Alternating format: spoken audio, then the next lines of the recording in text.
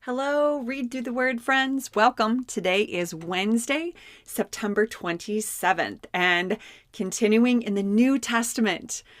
We just started the New Testament, I think on the 24th, and it feels good to be here.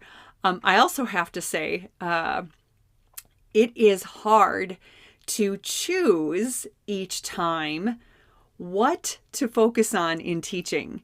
There's so much, just so much packed into these New Testament verses on a daily basis. So it's hard to choose what to focus on. Hopefully each day God is, bringing you, it can feel overwhelming at times, right? Like a lot of information. Something that helps me is just constantly asking God to say, okay, God, I'm learning all this and it's great, but help me to just really zero in on one or two things that you really want me to know for my life today. So hopefully we can help you do that today too. Today, September 27th, we're going to be looking today at the book of John, specifically John chapter 2, verses 13 through 22. And the title of our lesson is Divine Disruption. I want to read these verses quick, and then we're going to jump into some history. So, chapter 2, starting at verse 13. When it was almost time for the Jewish Passover, Jesus went up to Jerusalem. In the temple courts, he found men selling cattle, sheep, and doves, and others sitting at tables exchanging money. So he made a whip out of cords and drove all from the temple area, both sheep and cattle. He scattered the coin of the money changers and overturned their tables. To those who sold doves, he said, "Get these out of here. How dare you turn my Father's house into a market?" His disciples remembered that it is written, "Zeal for your house will consume me." Then the Jews demanded, "What miraculous sign can you show us to prove your authority to do all this?" Jesus answered, "Just destroy this temple, and I will raise it again in 3 days." The Jews replied, "It has taken 46 years to build this temple, and you are going to raise it in 3 days?" But the temple he had spoken of was his body. After he was raised from the dead, the disciples recalled what he said. Then they believed the scripture and the words that Jesus had spoken. So much good stuff in there. So many people love this story of Jesus overturning the temple tables. It just feels amazing to think of sort of Jesus's sense of justice, just this righteous feeling of like, you may not take what is holy and you may not take what is meant to, the temple is like, that's where God's meant to dwell with his people. You may not take this sacred place of God dwelling with his people and turn it into a market, into a circus, right? You can't do that. But I want to bring up some other things to put this in context too. So let's talk about that. First of all, it's interesting to note that the book of John does talk a lot about the different Jewish festivals.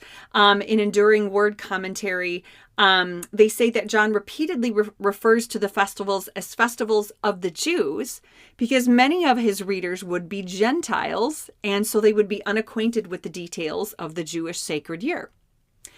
So interesting. Another interesting thing is chronology. So scholars are actually somewhat divided on how many times Jesus cleansed the temple. Matthew, Mark, and Luke talk about Jesus cleansing the temple, and they talk about this towards the end of Jesus's life on earth. And John talks about it toward the beginning of the book of John. But there are scholars who believe that this was all the same thing, that there was one cleansing of the temple, that Matthew, Mark, Luke, and John are all talking about the same thing, but that John puts it in a different order, could be for multiple reasons.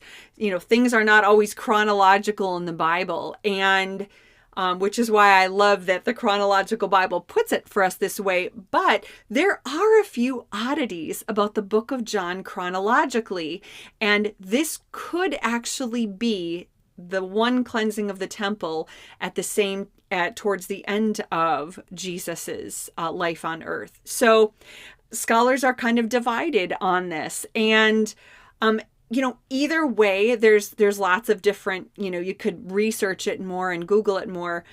Either way, whether there were two cleansings of the temple, and if that's so, one would have been at the beginning of Jesus' ministry, and one would have been at the end, which I think would be significant too. So either way, it doesn't change the meaning of that, but it's interesting historically to look at.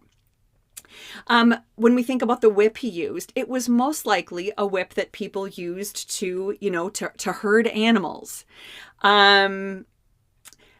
We know also that the money changers were exchanging Roman coins for Jewish coins because, of course, at the temple, they would not accept the Roman coins with, pagan images. And so they had to exchange it for a Jewish coin. But these money changers were profiting off of that exchange. They were also profiting off of the animals for sacrifice. Specifically, I think it's interesting that in verse 16, Jesus says, to those who sold doves, he said, get these out of here. How dare you turn my Father's house into a market? Why the ones who sell doves? Well, sometimes for those who were poor, and who could not afford a lamb for their sacrifice. And again, just to make note here too, this system of selling animals for sacrifice, that practice in and of itself was not wrong. I mean, people were coming from all over for the Passover, and they could not bring all their animals with them or their sacrifice with them. It's what these sellers and money changers did. They took advantage of this fact.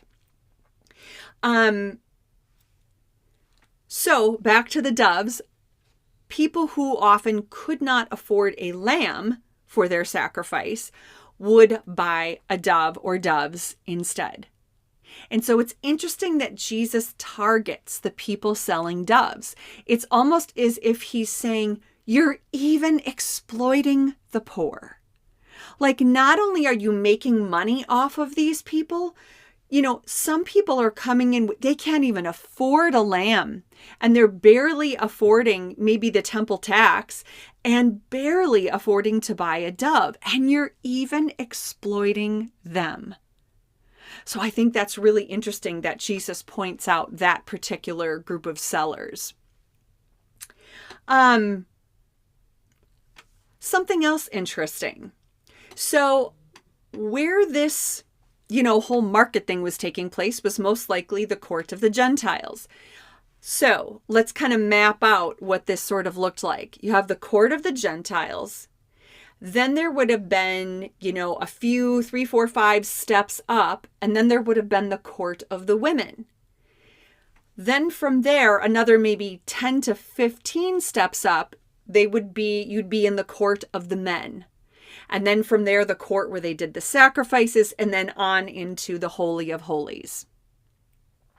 So the Gentiles were already, and women really, were already very much separated from the main temple activities, the main sacrificial activities, where the court of the men, was not. But there was a court of the Gentiles to still give them a place to feel somewhat connected in worship. Same with the court of the women. So when these money changers and temple sellers came in to the court of the Gentiles, they were causing even more sort of segregation in a way for these Gentiles, because now they're taking away the place for Gentiles to worship, or they're, even if the Gentiles could still be in there and worship, it was crazy. And it could have affected the court of the women too. So another significant part of this is, I don't think Jesus is just talking about money here when he is overthrowing this whole thing. I think he's also saying, look, you're messing with people's sacred place to somehow have a connection to the temple. Now, should they have been separated at all? No. I mean, we know that today. Man, woman, child, any status, we all get equal access to God, right? But at least they did have that space, and it was their sacred space. And Jesus was saying, you're robbing them of this. You're robbing them of the place where they can go and worship in spirit and in truth, right? We're going to hear that story, in the next couple weeks here, the woman at the well, where Jesus is like, you're going to worship in spirit and truth, right? And I wonder if that same framework was in Jesus, was in part of what Jesus was doing too, like, look, I'm not interested in people being separated from being able to be in a sacred space to worship God. So just another interesting thought in what also this whole, table turning might have signified. And of course, I love Jesus's response, verses 18 through 21, when they say, what miraculous sign? To prove your authority to do this. And he says, destroy this temple and I will raise it in 3 days. It's like he's saying, I am about to do something so much bigger than you understand. I'm going to disrupt this whole thing. Like, yes, he's disrupting the sacrifices. And I've always wondered too, like, once Jesus did that, what did people do? Were they still able to buy the animal for sacrifice? I mean, he drove them out.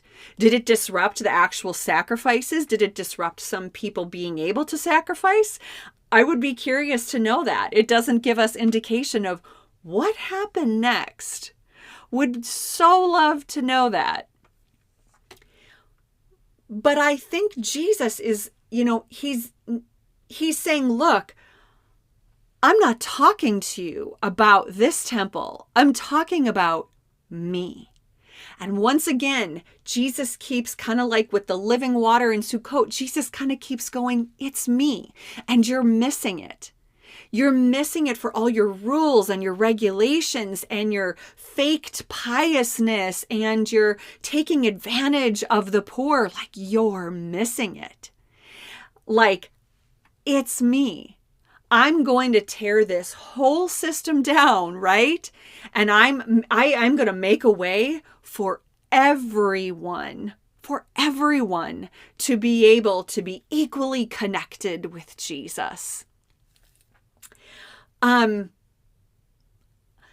wonder, when we think of this divine disruption from Jesus, I wonder if sometimes in our life, if there are times where Jesus is sort of bringing a divine disruption to our life. Are there temple tables in our lives that Jesus is trying to turn over? Now, I do not necessarily, there could be something in our lives that is not good and needs to be rooted out. And Jesus is like, man, we got to take care of that. This is really affecting, your relationship with me. We got to take care of this issue in your life. So that could be part of it. But it also could be something that's not necessarily sinful, but just something God is trying to get your attention on, that he wants to create a new path for. In other words, is there something we've grown really comfortable with? Something that's just always been done this way? Something we've just accepted, that's just the way we're always going to do it? Is there something Jesus is speaking in your life and in mine to say, I'm trying to disrupt that? Not in a bad way, not a bad disruption, a divine disruption. An upheaval of sorts in the way we've always seen something or always done something, to look kind of outside of maybe that lens we've always seen in, to go, whoa, Jesus is wanting to do something and it's different and it's new, or it's outside what I would have anticipated. And I wonder if he's doing that in your life and mine today. What divine disruption What divine and holy disruption might God be putting on your heart today? Thanks for joining me, and we'll see you next time on Read Through the Word.